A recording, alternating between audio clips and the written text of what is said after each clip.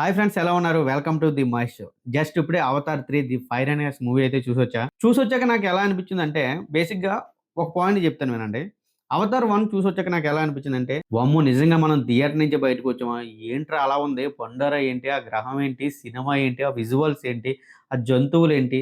ఆ ప్రపంచం ఏంటి? అని ఫీలింగ్ కలిగింది. అండ్ అలాగే 'Avatar 2 the way of water' movie చూసొచ్చాక, ఓకే. 'అవతార్ 1' అంత ఇంప్రెస్ చేయలేదు గానీ, బాగా చూపించారురా ఆ సముద్రాన్ని, సముద్రాల్లో ఉండే ఆ జీవులను, ఆ తులకాన్లు, ముఖ్యంగా సముద్రంలో ఉండే ప్రతి అందాన్ని కూడా చాలా బాగా చూపించారు. ఓకే.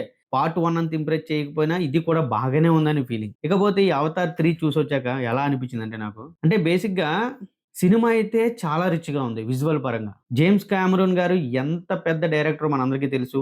ఆయన ఐడియాలజీ మనకు తెలుసు. ఆయన ఎంత బాగా విజువలైజేషన్ చేస్తారో మనందరికీ తెలుసు. ఆయన నుంచి ఒక ప్రొడక్ట్ వస్తే ఎంత రిచ్‌గా ఉంటుందో మనందరికీ తెలుసు. ఉంది. ఈ సినిమాలో అదుంది. బట్ అది ఓన్లీ విజువల్ వరకే ఉంది.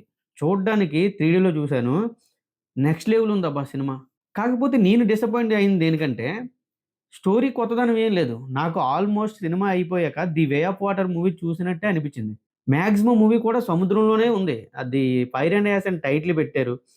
ఒక తెగని ఇంట్రొడ్యూస్ చేశారు. ఫైర్ అండ్ యాస్ తెగని ఇంట్రొడ్యూస్ చేశారు. ఓకే. స్టార్టింగ్‌లో కనిపించారు. మళ్ళీ ఇంటర్వెల్ ముందు కనిపించారు. అండ్ క్లైమాక్స్‌లో కనిపించారు అంతే. క్లైమాక్స్‌లో కూడా మెజారిటీ ఆఫ్ ద పార్ట్ వీళ్ళతో అయిపోతది. కర్నల్ వాళ్ళతోనే ఫైట్. ఆ లాస్ట్‌లో వస్తారు మళ్ళీ. 'Avatar 3 the fire and ash' title పెట్టి నాకెందుకో జస్టిఫై చేయలేదనిపించింది ఆ టైటిల్‌కి, సినిమాకి. విజువల్‌గా చాలా రిచ్‌గా ఉంది. ఓకే. అది మాత్రం ఒప్పుకుంటా. బట్ స్టోరీ పరంగా మాత్రం ఎందుకో వెనకబడింది. అండ్ నాకైతే 'Avatar 2 the way of water' మూవీనే మళ్ళీ చూస్తున్నానని ఫీలింగ్ చాలా చోట్ల కలిగింది. స్టోరీ లైన్ పెద్దగా చెప్పడానికి ఏం లేదు.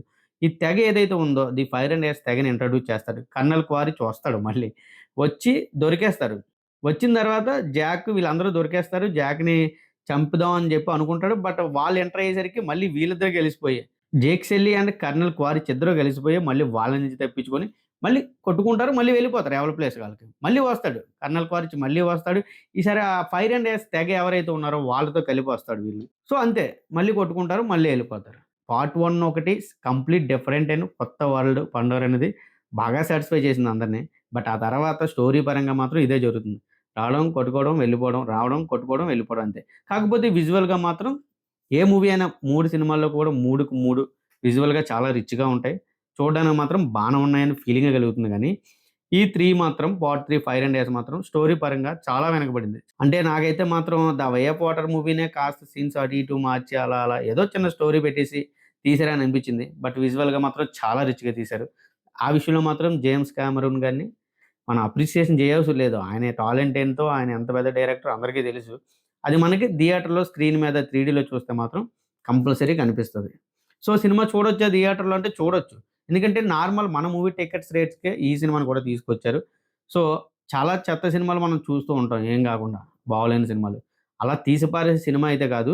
కాకపోతే ఇక్కడ ఎలా ఉందంటే ఫస్ట్ పార్ట్ ఈ రేంజ్‌గున్నప్పుడు, సెకండ్ పార్ట్ ఈ రేంజ్‌గున్నప్పుడు, థర్డ్ పార్ట్ ఇంకా డౌన్‌గ్రేడ్ అయింది అనిపించింది స్టోరీ పరంగా. అదొకటే మైనస్ తప్ప విజువల్‌గా మాత్రం ఏమాత్రం ఇంకా బెటరే ఉందని చెప్పాలి. టెక్నాలజీ పెరుగుతుంది. ఇంకా బెటర్ ఔట్‌పుట్ వస్తది గానీ, డీగ్రేడ్ అయ్యే అవకాశాలైతే విజువల్‌గా ఎక్కడ ఉండదు. సో, మూవీ విజువల్‌గా సూపర్‌గుంది. మేబీ మీకు వీలైన మంచి 3డీ థియేటర్ చూసుకొని చూడండి. స్టోరీ మాత్రం పెద్దగా ఎక్స్‌పెక్ట్ చేయకండి.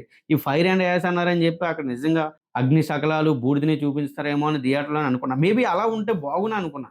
ఇప్పుడు ఈ ఫైర్ అండ్ యాస్ ఏదైతే అన్నారో, మూవీ అంతా వాళ్ళతోనే ఫైట్స్ ఉండి, సినిమా అంతా అదే టెంప్లేట్‌లో పోతే ఒక కొత్త సినిమా చూసిన ఫీలింగ్ ఉంటదని అనుకున్నాను గానీ, మళ్ళీ తులకాన్లు, సముద్రంలో ఫైట్‌లు, ఆ మిషన్‌లు ఇవన్నీ కూడా ఇంకా యథావిధిగా మళ్ళీ వచ్చేసాయి.